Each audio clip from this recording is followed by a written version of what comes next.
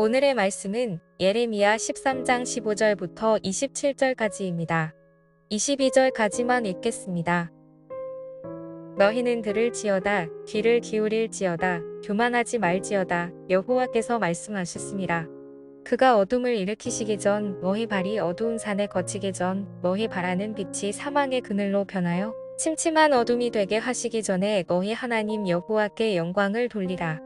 너희가 이를 듣지 아니하면 나의 심령이 너희 교만으로 말미암아 은밀한 곳에서 울 것이며 여호와의 양떼가 사로잡힘으로 말미암아 눈물을 흘려 통곡하리라. 너는 왕과 왕후에게 전하기를 스스로 낮추어 앉으라 한 곧 영광의 면류관이 내려졌다 하라. 네겝의 성읍들이 봉쇄되어 열자가 없고 유다가 다 잡혀가되 온전히 잡혀가도다. 너는 눈을 들어 북방에서 오는 자들을 보라. 내게 맡겼던 양떼 내 아름다운 양떼는 어디 있느냐. 너의 친구 삼았던 자를 그가 내 위에 우두머리로 세우실 때에 내가 무슨 말을 하겠느냐. 내가 고통에 사로잡힘이 산고를 겪는 여인 같지 않겠느냐. 내가 마음으로 이르기를 어찌하여 이런 일이 내게 닥쳤는고 하겠으나 내 죄악이 크므로 내 치마가 들리고 내 발 뒤꿈치가 상함이다. 여러분, 우리가 신앙생활을 하면서 잘못 알고 있는 사실이 한 가지 있습니다. 여러분, 그 사실은 무엇이냐면 우리 하나님은 사랑의 하나님이라는 사실만을 강조한다는 거예요. 그래서 우리 하나님은 사랑의 하나님이시기 때문에 우리를 무조건 용서해 주신다라는 착각을 하고 있다는 거죠. 여러분, 물론 이 말이 맞습니다. 여러분, 하나님은 사랑의 하나님이시기 때문에 여러분 우리를 무조건 용서하시죠. 여러분, 그런데 중요한 사실은 무엇이냐면 하나님은 사랑의 하나님이시기도 하시지만 여러분, 하나님은 공의의 하나님이라는 사실도 함께 알아야 된다는 거예요. 그러니까 우리 하나님께서는 우리의 죄를 용서도 하시지만 우리의 죄를 반드시 심판하신다는 거죠. 여러분, 우리 하나님은요 그냥 사랑의 하나님이시기 때문에 그냥 눈 감아주시는 하나님이 아니라는 거예요. 여러분, 가끔 저도 그렇지만 자녀가 잘못하면 그 잘못을 그냥 눈 감아주고 넘어가는 경우가 있습니다.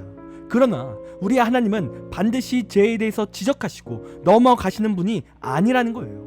여러분, 그렇다면 왜 하나님은 죄에 있어서 그냥 넘어가시지 않고 반드시 그 죄에 대한 심판을 반드시 하실까요? 여러분, 그 이유는 여러분, 만약에 하나님께서 죄에 대해서 그냥 넘어가시는 분이라면 여러분, 하나님은 가짜 하나님이 되시는 거예요. 여러분, 전쟁 중인 러시아 제국에 가르시아라는 장군이 있었습니다.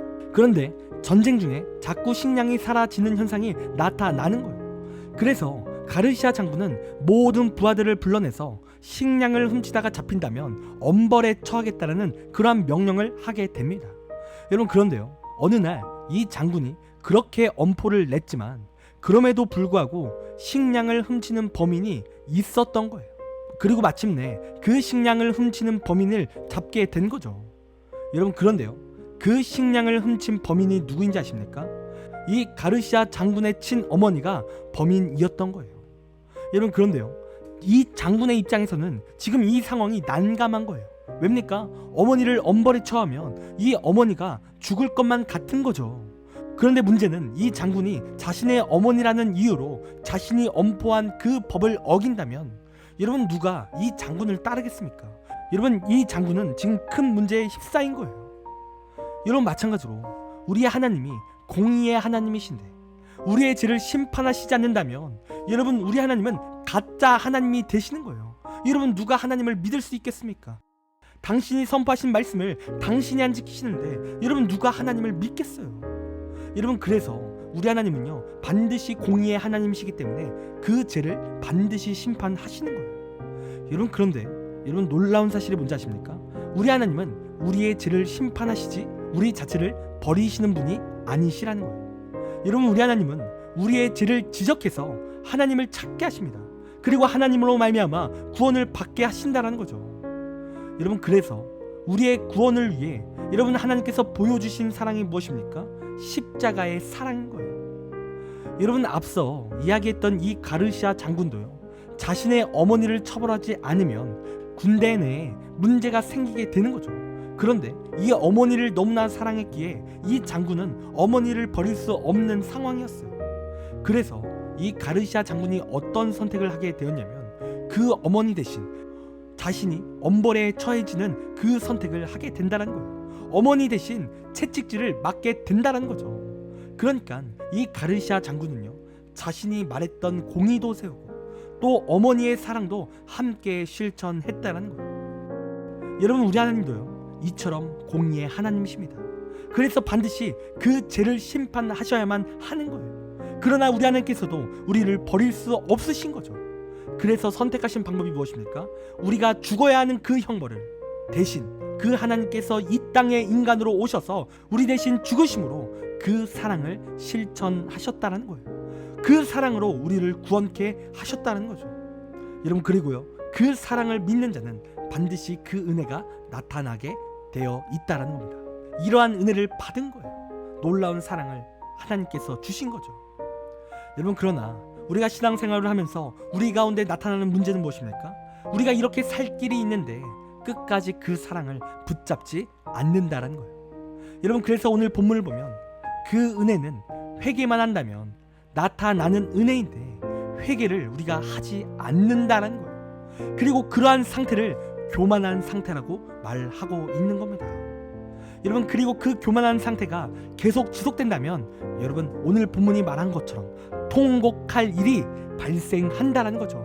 한마디로 하나님과의 완전한 단절이 이루어진다는 거예요. 여러분, 그렇기에 우리의 삶은 교만한 상태가 아니어야 될 줄 믿습니다. 여러분, 우리가 하나님 앞에 나아가야 되는 거예요. 여러분, 우리가 하나님 앞에 내 죄를 고백하며 회개하기만 한다면 여러분, 우리는 하나님 앞에 용서받는 은혜가 나타나는 거예요. 여러분, 그렇게 이 시간 하나님께 이 시간 나아가길 간절히 원합니다. 여러분, 문제 해결은 하나님께 나아가기만 하면 되는 겁니다. 여러분, 그러니 이 시간 내 죄를 하나님께 회개하며 나아가길 원합니다. 또한 하나님을 간구하며 하나님의 능력을 간구하며 나아가는 우리의 귀한 삶이 되기를 간절히 원합니다. 우리가 그렇게 나아갈 때 하나님께서 반드시 용서해 주시고 우리의 삶 가운데 놀랍게 섭리하시는 능력을 나타내 주실 것입니다.